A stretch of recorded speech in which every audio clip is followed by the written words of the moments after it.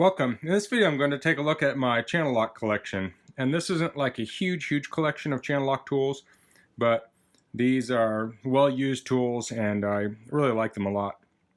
So I used to be an alignment technician over 20 years ago, and I used these in a shop for the time that I worked there. I forget exactly what I used all of these for, but these days I use these large. These are 16-inch. These are Channellock 460s. And I'll put a link in the description to all these, and if you want to purchase any of these on Amazon and use that link, it helps me out a little bit and doesn't cost you anything extra. So these now I use for taking off oil filters, although Channellock does make an oil filter plier also, but these work well. This has a huge opening here. Let's see, it's 3.5 inches. Well, that's with it closed. It's a little bit bigger when you open it. And I think I used these for some alignment process, but I can't remember what it was. And so those are 16. These are 10-inch Channellocks here. And this is a good pair to have just for general usage. That opens about 2 inches.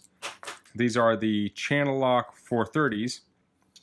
And these are very good just general purpose Channellocks. Use those all the time. I didn't use these a tremendous amount when I worked on cars, but I did use them on occasion. Now these here are some of my most used, and this is my second pair of these. I wore the first pair out. When I did alignments and you adjust tie rods, I would use this. I'd open it up. A tie rod usually would be, I don't know, maybe a 1/2 inch or so, or 3/8 inch width, and I'd use this to turn the tie rods. And these worked incredibly well because, and these are the nut busters, I should say. These are the Channellock 410s. These are called the nut buster. And when you press down on this handle, it puts pressure here and tightens it tighter. So I knew some people that would use vice grips or locking pliers on that. And I hated locking pliers. A lot of tie rods had, I don't know what you'd call it, little lines on it that would grab with these teeth. And also with the vice grips too. But the problem with the vice grips is that you would clamp those things on, you'd make your adjustment, and then you'd have to take those off, and you might jar the tie rod before you, get the alignment finished. And then you have to recalibrate things. It was kind of a mess.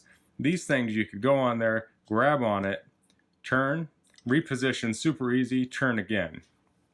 And I wore the first pair out, because sometimes you would really have to wrench on these things. But I used them for a long time, and they still kind of work, but I used them so much I felt it was worth getting a newer pair. So, love these pliers, still like them today. They're great for loosening nuts. I really like these over any, I can't stand vice grips for like loosening things. These, the harder you push, the tighter it is.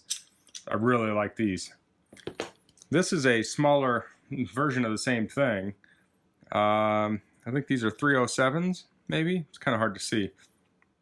And these I used for battery terminals. If I had a nut on there that was kind of stripped, I could take that on there and I could loosen that up using these pliers. These were great. I also saw someone who had kind of a smaller pair of these. It wasn't Channellock brand, but similar pliers to these. And these were superior for removing nuts than these, because these could round off the head. This put a lot of force on there, super great. And then these are just kind of standard slip joint pliers here. And these were just general purpose. I'd use these for all sorts of things. So, when I was an alignment technician, these were my go-to pliers. Use these on almost every car. When I did battery work, use these when I needed them. For general purpose though, this is a great combo to have. Are the 410s and the, what are these? These are 526s. These work well for like plumbing and stuff. These are great for like general purpose, things. If you're twisting wires, if you need to, I don't know, turn something small, these things work great.